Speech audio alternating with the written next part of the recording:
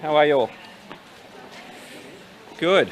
Thank you for joining us. We're here today at Claremont Showgrounds, which is one of our mass vaccination clinics, and we'll give you an update on COVID first of all before we talk about the roll-up for WA campaign, which is about getting West Australians vaccinated as soon as possible. Today we have 4 new cases of COVID-19 overnight. They're all returned overseas travellers, all of whom are in hotel quarantine. 3 males, one in his 30s, 40s and 50s, a female in her 20s. They have all returned from overseas and they're all in hotel quarantine. The state's total number of positive cases now stands at 994. WA Health is monitoring 27 active cases of COVID-19 and 958 people have recovered from the virus in WA. To date, we've administered 91,957 COVID-19 vaccinations, including 21,730 who have received their second dose. Yesterday, 2,223 people were vaccinated across WA in our state clinics. The Commonwealth Government Vaccination National Rollout figures can be found at Australian Department of Health website. Yesterday, a total of 7,565 people were tested at public and private COVID clinics. I can now provide an update on the testing numbers for the Victorian case 984 and case 986.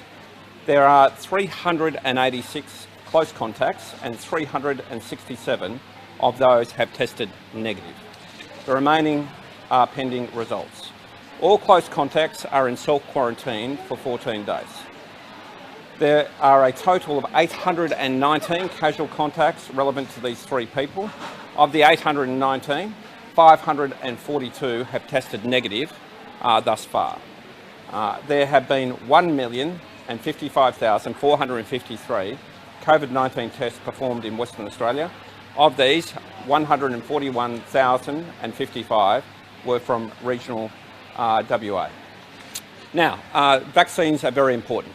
Getting West Australians and Australians more generally vaccinated is incredibly important for the health and well-being of all Australians. Today we're here at the Claremont Mass Vaccination Centre. It's open for over 70s. I'd encourage everyone to make an appointment and come and get vaccinated.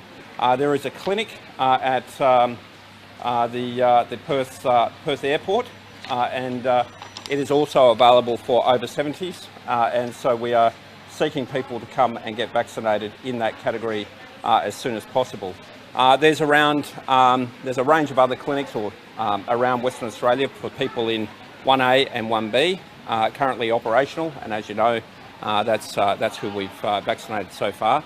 But the key to the key to ensuring that we have strong health outcomes in the long-term future is to ensure that West Australians get vaccinated. So as of May 3, over 50s will be able to be vaccinated, and that's next Monday. So that'll be available here at Claremont at the airport. We'll be opening mass vaccination clinic in Joondalup and also one in the area around Kwinana. So there'll be a range of them across Perth. As of May 17, GPs, eligible GPs all over the state, will be able to vaccinate people over 50, and that means all over regional WA as well. So the vaccine program is rolling out and we're keen to get as many people vaccinated as soon as we possibly can to ensure that those people in the more vulnerable age groups are covered and their lives and their welfare is made safer. In order to encourage that, we're now launching a major campaign to get West Australians vaccinated. The roll-up for WA campaign is about to be launched. It'll have radio, TV, online, other advertisements to encourage West Australians to get vaccinated. The key to protecting yourself and your family and your community's health is to get vaccinated. So that's what this campaign is about. And as we can see here, many people over 70 are now getting vaccinated. As of Monday, over 50s will be eligible at the clinics. And as of May 17, all over WA at eligible GPs, people will be able to, over 50, go and get vaccinated. So this is a terrific development. Obviously, We hope it makes a difference, and we want to get as many people vaccinated as soon as we possibly can. I'll hand over to the Health Minister to say a few words. Thank you very much, Premier. Look, the message of today is roll up your sleeve for WA. Roll up for WA. This is an important and exciting next step in our experience of the pandemic. We know that the more people we can vaccinate, the safer our community will be, both within Western Australia, but also in relation to our international border situation. So we want everyone to take the opportunity to really now step up and roll up for WA. We're also asking people to book themselves into these clinics if they can. Ring the 13 COVID line. They'll be able to provide you with a time slot and a place for you to get your vaccine. And that will be really important in terms of managing the people coming through. You've already seen today, we've had a number of people roll up today. Many of them don't have bookings, and that's okay, but we want people to book where they can. We know that if we can vaccinate as many people as possible, we can continue to adapt to the global pandemic which has wreaked such havoc right across the world. And we know that we can keep Western Australians safe if we can make sure that we vaccinate our vulnerable groups. And now we're going the next step, going to all those people over 70 and soon all those people over 50. This is a great opportunity to protect yourself and protect your family and friends, making sure that you take the steps, the responsible step, to get yourself vaccinated.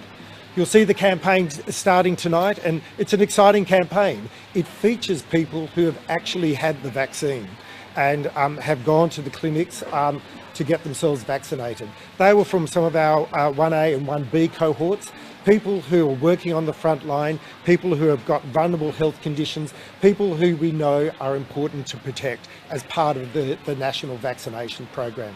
So please, call 13 COVID, get yourself booked in, get yourself vaccinated. As the Premier said, we have a clinic here at the showgrounds. We're opening one in Redcliffe next to the airport, and we'll have more clinics rolling out in the coming days as this campaign rolls forward. Any questions? Under 50s who are not part of 1A or 1B are being vaccinated in the eastern states now due to spare appointment cancellations.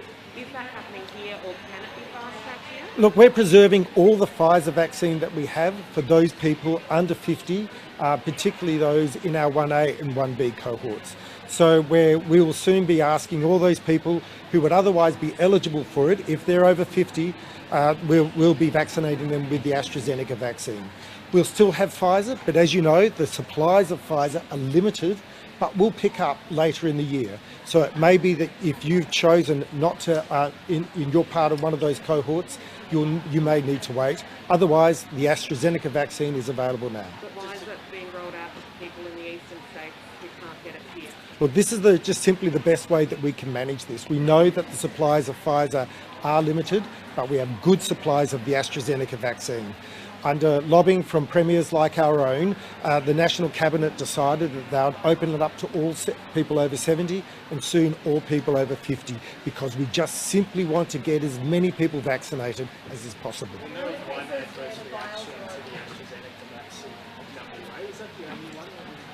Sorry, could you say that again? We know of one adverse reaction. Yeah. To AstraZeneca there in WA. Is that the only one? That's the only one that's been reported to me, and obviously the Therapeutic Goods Administration keeps careful eye on any adverse outcomes which are reported. Were there any cases where the vial is open and there's not enough people to take the dose, and then the rest of the dose is on the waste? Have you heard of those cases there? No, we're very carefully managing both the Pfizer and AstraZeneca vaccines. You'd all be familiar with the fact that the AstraZeneca vaccine is a much more stable vaccine, can be kept at between 2 and 8 degrees Celsius. So we have much more flexibility around that, which is the reason why we're using it predominantly in our regional settings. The Pfizer vaccine is much less stable. Once you defrost it coming out of the minus 70 degrees fridges, you need to use the entire vial in one hit, and we're managing that very carefully in our large centres. Why will the eastern states is that some people aren't turning up, so they contact a number of people Yeah. and get it. That's not happening here? Well, I've heard that in the eastern states they've struggled in relation to that. The information I have is that we are not seeing the same cancellation rates. We're managing it very carefully, and so obviously making sure that we make absolute use of the Pfizer vaccine. There have been cancellations, though. Dr. Robertson said there I'm was sure. 1,000 in one day, I think. Not for Pfizer. Certainly we've struggled in relation to AstraZeneca vaccine. But as you all know, the AstraZeneca vaccine is very safe. We've had some very rare adverse side effects, and they are being taken into account by the Therapeutic Goods Administration, which is the reason why we now say that the Pfizer vaccine is preferred for people under the age of 50.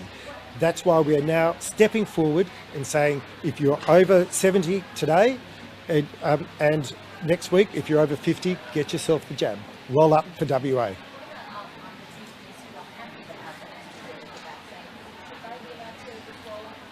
Yeah, we do make it available to people under 15. I'm sorry, we do make it available for people under 50 who have taken the decision to receive the vaccine because they know they've read the risks associated, they've understood those risks, and they've consented to have the vaccine. How do you assess the community attitude towards vaccination now after the last few weeks? Do you think people are acceptant of the risk?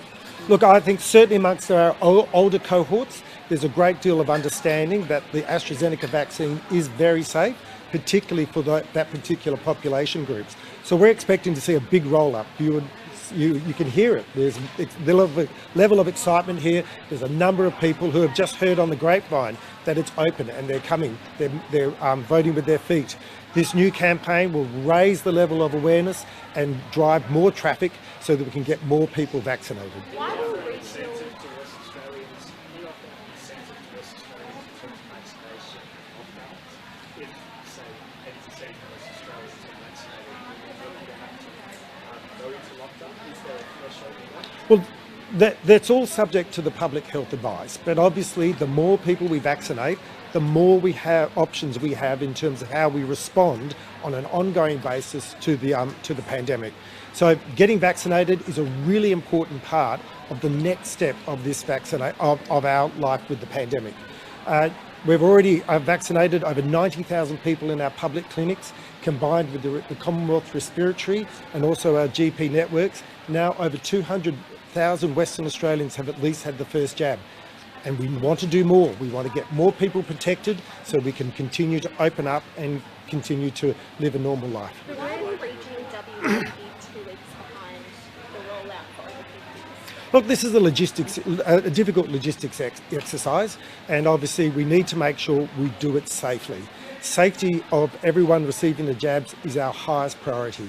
So as we continue to roll out the clinics in our regional settings, we'll be able to get deep penetration of West Australia's population right across this state. The red high-risk hotels in the ventilation report released yesterday, how many return travellers are currently in the Novotel, Langley, 4 Points, Sheraton and Maxilla? Look, I don't know the exact numbers. We do have some positive cases in those hotels, and they're being managed in an iterative way by the public health experts that are overseeing those operations. That includes making sure that we keep staff away from all those rooms where we have positive cases, placing HEPA filters into those rooms where we have positive cases, but also just looking at how we can move people who are negative around the hotel to continue to protect them. Have people been moved from all adjoining and opposite rooms of current positive cases in those hotels? Yeah, by and large, that is the approach. As I said, it's a dynamic environment, working with a lot of people across a large operation.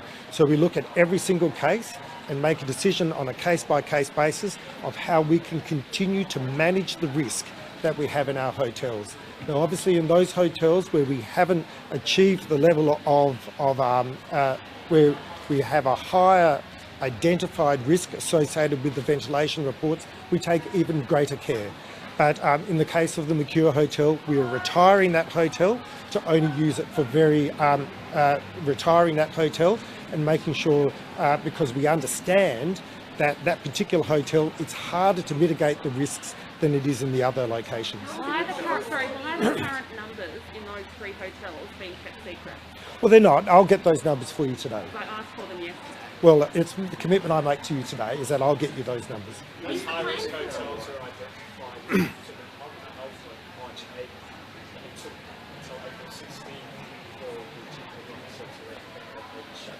Yeah, so let me take you through that process. We had a number of reports, both engineering, ventilation and occupational hygienists undertake a range of investigations into our hotels. You remember from case 903, the main concern was with respect to people who are working in those facilities. Those reports were developed over the course of March and consolidated into a final report to the Chief Health Officer on the 8th of April. The Chief Health Officer considered those reports and made a recommendation to the government on the 16th of April. Now, in relation to one of those reports, it identified I guess a stratification of what that person thought were the risk levels and made a number of recommendations as a result of that. Those recommendations were ultimately considered by both our public health expert team and the Chief Health Officer and led to the recommendations to the government on the 16th. Those recommendations were made on March 8th. The ventilation issues were known on March 8th. Well, one of the reports pointed to those ventilation issues. I should just say that there was inconsistencies between the reports, so it was important to consider them in total. In relation to the actual reports themselves, they made a range of recommendations by way of consideration. Many of those were already being implemented as a result of the Professor Weeramanthri report, which was undertaken earlier in the year. So these things were being acted on at the time. The risk mitigation efforts were being implemented at the time, and as a result of that, we continued to make sure we adapted according to the information that came to us. Now, I should just say, because I think the premise of your question is why weren't those hotels retired at that particular point in time? There was never a recommendation that any of the hotels could not be used for hotel quarantine purposes. There was a recommendation that given the differing levels of concern associated with those, that you would need to undertake mitigation measures, which, as I said, were already being undertaken. It was the Chief Health Officer who decided on consideration of all those reports and the consideration of the public health experts to retire, in this particular case, the McEwan. One recommendation still isn't being followed from the February 4 interim advice, and that's for all hotel staff while inside at all to wear N95 masks. That was recommended February 4. Well, there's a number of different opinions in relation to PPE. N95 masks, I don't know if you're familiar with them, are very uncomfortable. To wear them over a 12-hour shift does actually represent a risk in itself, because ultimately the subject touches their face, moves the mask to make it more comfortable, and so on. There's another recommendation that says they should wear face shields and normal surgical masks. And I know that there's differing views about these things, and that's why you go out to consultants and experts to collect those differing views. But ultimately, we are informed by the Chief Health Officer's advice, and that's why he considered all those reports in total. So he's rejected Professor Weeramanthri's recommendation on N95 masks? My understanding at the moment is that the public health team don't believe that N95 masks for those particular workers is appropriate, but because they have to wear them for a full 12-hour period.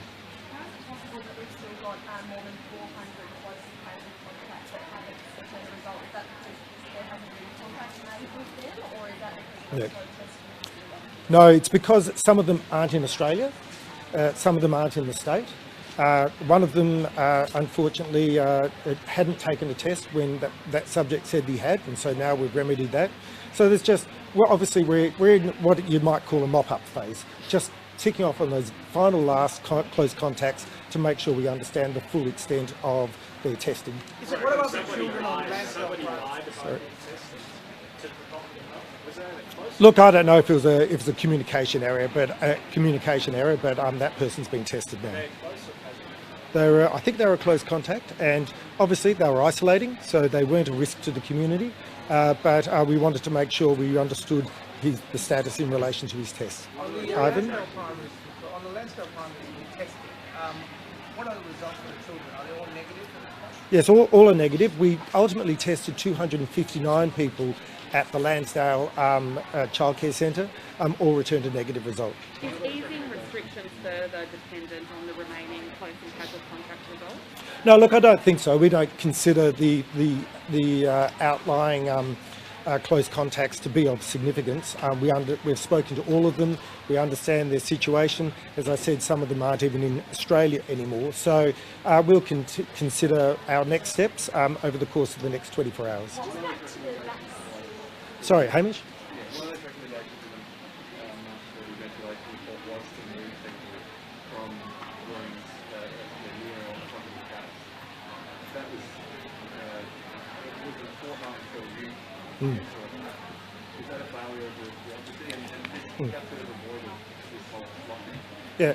Look, the one of the observations or considerations, I think it was in a part of the report called Other Considerations from the Glossop report, I think it was, said that you should move people in rooms opposite a positive case. So that was obviously being considered. I just want to stress that that would not have changed the circumstances that we identified last week. The Melbourne case was not opposite the room. It was next, so it was across the corridor and diagonally opposite.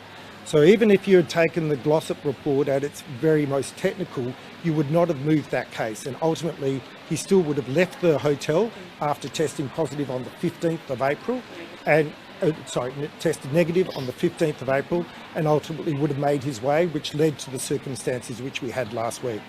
In terms of the room that was directly opposite, sadly, the estimates are that the UK family in the room opposite the two positive cases would have already had the disease transmitted to them before we had an opportunity to even know the results of the Indian case. But are you satisfied with the time it took for the Chief Health Officer to make that recommendation to you? Look, I am. I was aware that there was some differences of opinion amongst the consultants. I was aware that there were some very technical and detailed reports which needed to be considered. And I was also aware that the Chief Health Officer was considering the advice from his own public health experts. Ultimately, we received the advice from the Chief Health Officer on the 16th of April and acted on those.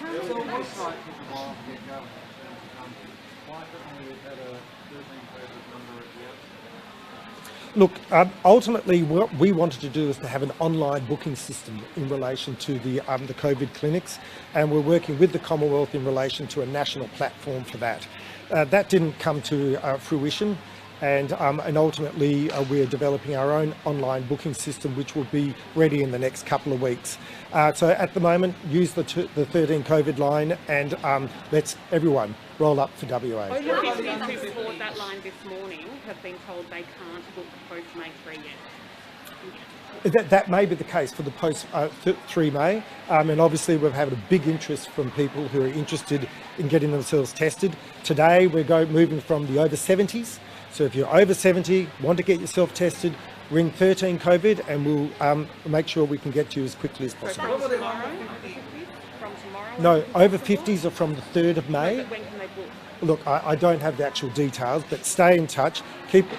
Watch the Healthy WA website. There's plenty of information on there, and we'll be looking to get everyone vaccinated as quickly as possible. Are there plans to open more vaccination clinics in regional WA? What's the plan there? Look, I haven't been briefed specifically in relation to our regional vaccination clinics, but obviously we'll be utilising the WA Country Health Service. Plus, in addition to that, we have some GPs who can vaccinate in regional Western Australia as well. Under 50, one of the viewers has got to this now saying that the under 50 category and the 1B is asking when will be given a choice as to where you'll get the Pfizer vaccine instead of AstraZeneca? If you're part of the 1B cohort and you're under 50, you will be eligible for the Pfizer vaccine. That is, if you're part of those cohorts that were identified earlier. If you're over 50, you'll be eligible for the AstraZeneca vaccine.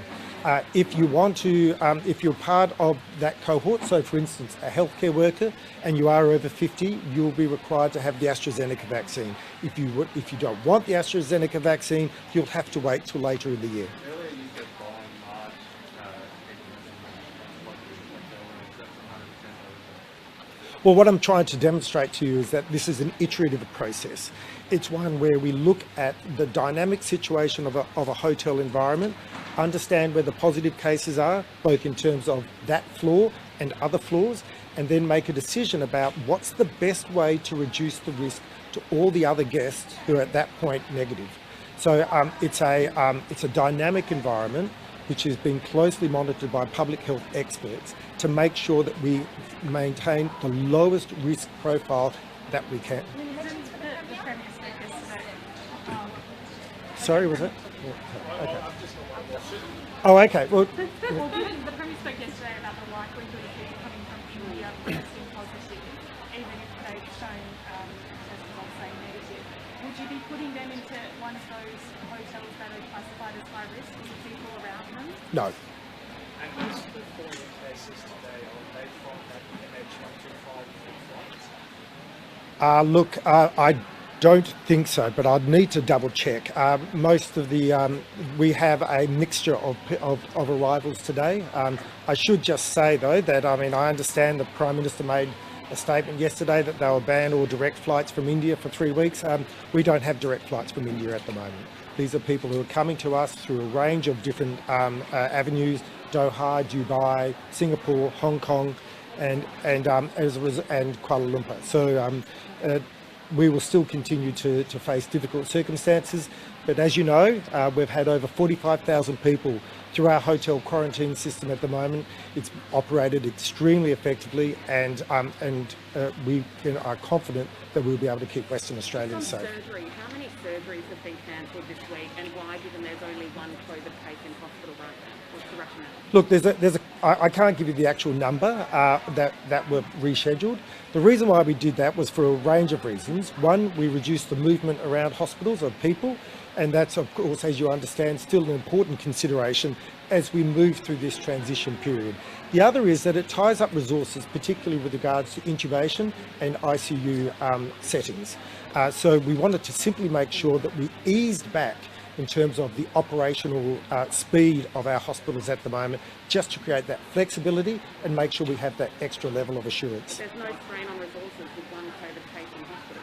There's no strain on resources, but we want to make sure that we have the capacity in our hospital system in the event that we do have an incident. So it was simply a precautionary measure that was taken as following recommendations from the Chief Health Officer and the Chief Executives of our health service providers. So,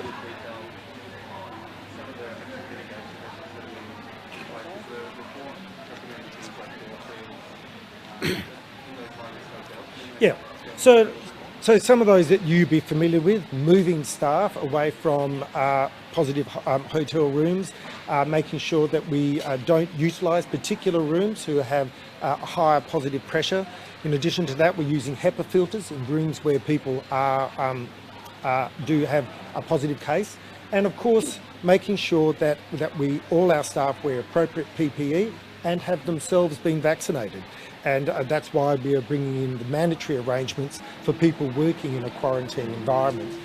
In addition to that, we're also looking at measures structurally within the hotel, including the ventilation and of course the installation of CCTV, so that we can more closely monitor the movement of staff and guests around the hotel. So one of the viewers said asked you that for those for those in hospital quarantine or tested negative, why would you give them vaccines if you really have? Look, the vaccine takes a fortnight to really take effect anyway, so it's not going to be of any great assistance to them.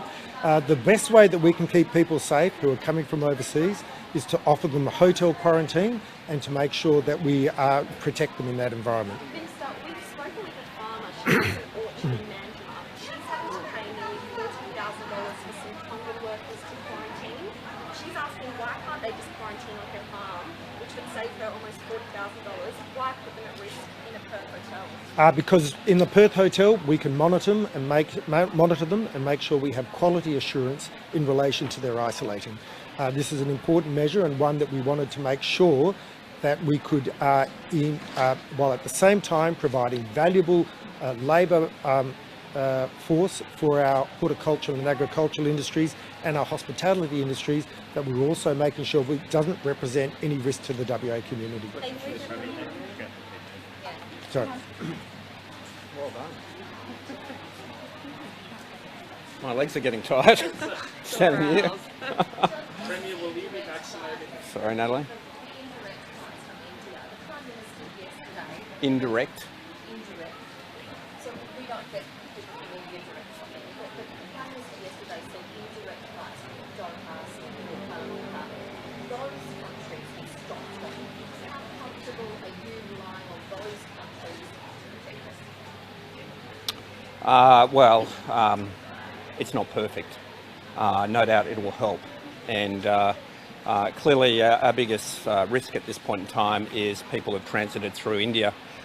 Clearly the tests that people are undertaking in India are either inaccurate or questionable, so we need to make sure that we protect the country as best we can. So I put this actually to the Prime Minister a fortnight ago, that we move in this direction. I'm pleased that we have moved in this direction, but clearly we also agreed at National Cabinet that anyone who comes out of India, when they go to another location, that they would need to be there for 3 days and they need to get a negative test in that location before they board a flight to Australia. So I just want to make sure that that measure is being put in place for anyone who emerges from the Indian subcontinent. Do you know how many of our positive cases have come from India? These days the rate is now over half of our cases are out of India, and it's terribly tragic. I mean, I'm like everyone else. You're watching the news, those terrible cremations that are going on. They're basically cutting down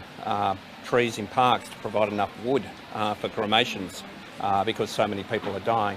It's all awful, but as we've seen over the course of the last week, it puts a lot of pressure on our system. So we're doing all we can to make sure that Australia and Western Australia remain in the very good condition we are, and that means we have to make difficult and tough decisions. Did any of today's 4 new positives come from India? Yes, yes. I think it was 1 or 2. Did you take consideration of the third ring method that the Victorian government has taken up in terms of when there's a case that close contact, contact, close contact, close contact, rather than shutting down the whole city? Have there been any discussion about WA moving in that type of direction?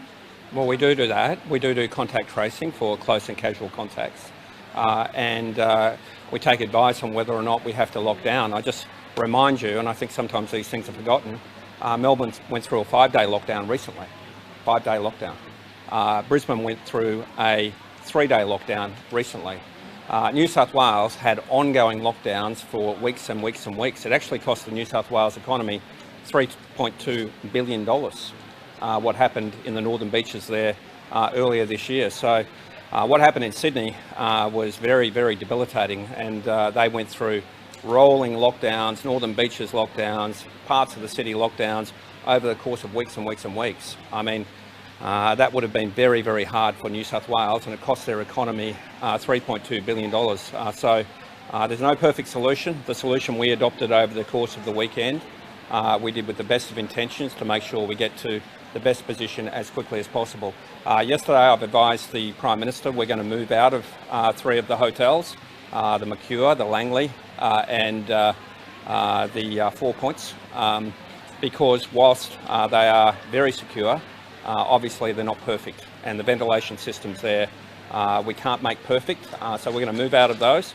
That will result in a reduction in the number of people we can take into Western Australia. We'll work out what that is and how many we can take. But the Prime Minister was right when he said yesterday that our hotel quarantine system has been 99.9% secure. The problem with that 0.1 of 1% is that the consequences can be dire, and so that's why we're going to do everything we can to make sure we are as secure as possible in Western Australia.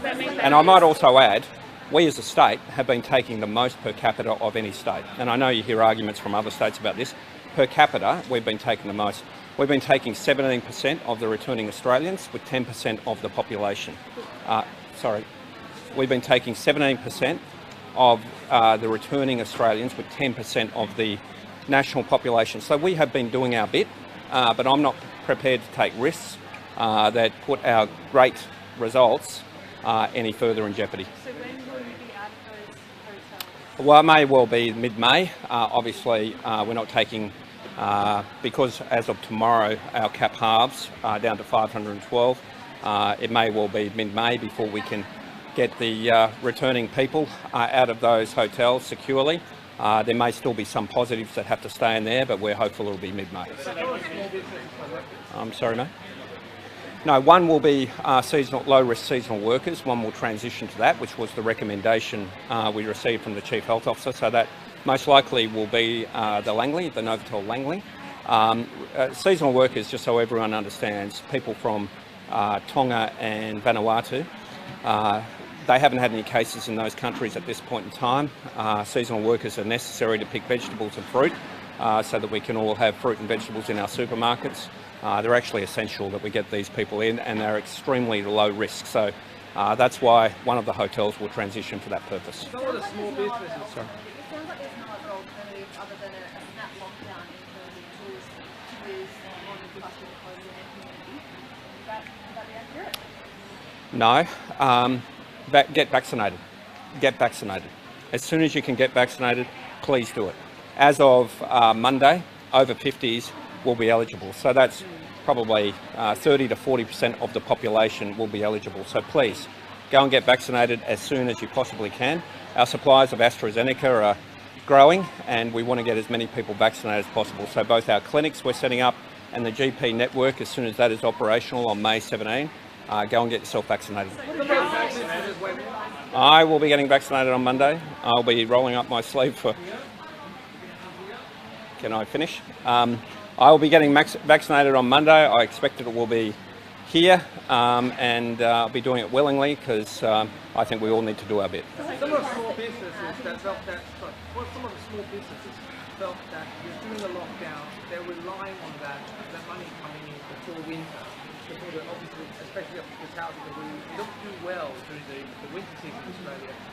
They're crying out and saying, why is there really support? And why there isn't actually financial support given to help them go through it from your government? Well, we're looking at what we can do. We're looking at what we can do to help those businesses as we speak. But our first aim is to make sure we do everything we can to prevent this from happening again. And secondly, we get West Australians vaccinated as quickly as possible. And thirdly, we work out the measures that will kick in as of Saturday. So we've got a range of things we're working on as we speak. So you estimate about 60 people, about 60 international surfers touched down in buses for the Margaret River Pro.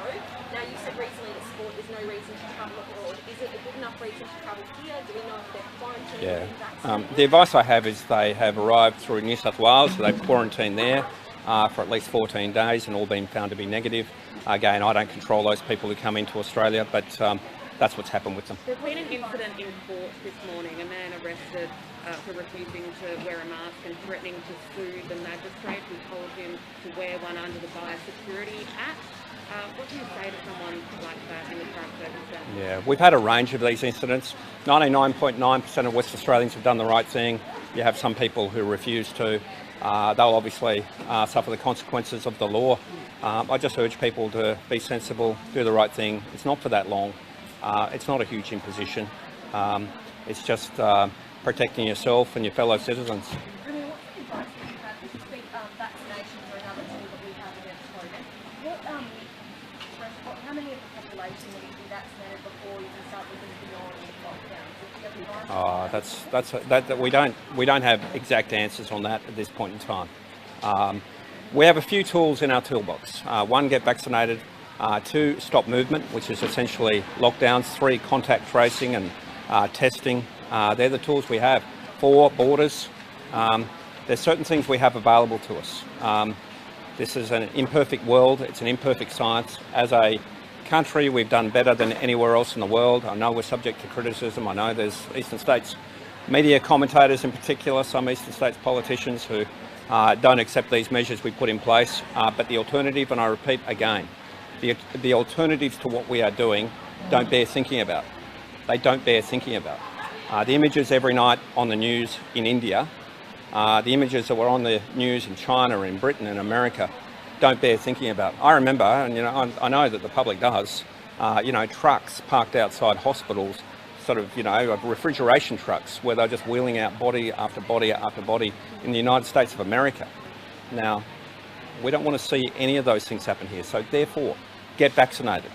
Therefore, we have to do difficult things to stop the spread of the virus into Western Australia. for instance, the closure of some of these hotels. And therefore, if it does happen, we have to put in place strong measures to kill it in its tracks. What's the plan for facility? We're reviewing all of that. Obviously, as I've said innumerable times, the Commonwealth has facilities that are available. They decline to use them. But we'll examine what is available, what we can do. But I do urge any Australians thinking about leaving the country for reasons that aren't essential not to, and that will reduce the load of people returning into this country. The City of Perth overnight. Again, I'll get some advice on that. I saw the report this morning. Get some advice on that. My aim is to get businesses open as soon as possible, to do our best to prevent any further cases and transmission in our community. That's the best way of dealing with these things. The City of Perth overnight has approved a trial of bed down to convert to convert car parks to bedding for the homeless overnight. Yeah. The Lord Mayor says the council is having to pick up the state government slack. What's your response to that? We spend $100 million a year on homeless initiatives. We're building homeless facilities both in Perth and in Mandurah. We're doing a lot to deal with this issue. It's not an easy problem to solve, and it needs governments to cooperate. So we've cooperated with the City of Perth on a number of things. If anyone says there's an easy solution to this, it involves mental health, drug abuse, a whole range of other issues. If anyone says that there's easy solutions, they don't know much about the issue. Is there a risk concentrating a large number of homeless in the one location? Well, it needs to be. These sorts of things need to be properly supervised. So we run homeless shelters in Fremantle and Perth and other parts of the state. We run them throughout regional WA. You just got to have the right support measures, the right people who work in them. It's got to be 24-hour supervision. That's the way to run these things. But I just repeat, anyone, we can't travel at the moment, but anyone who's been to, or we can, to the eastern states, go to Melbourne or Sydney or any capital city around the world, you'll find that these issues exist. There's no easy solution, but we are investing a huge amount in innovative things to try and deal with it.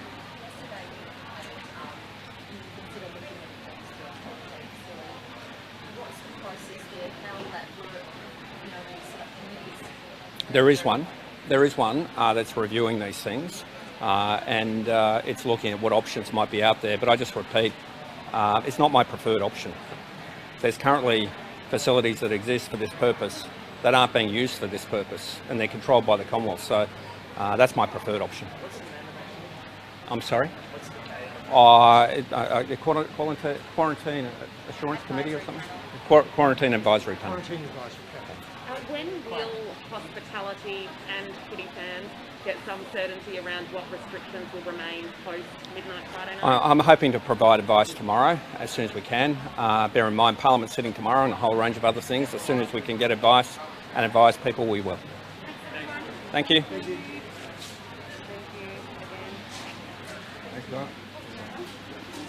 Thanks,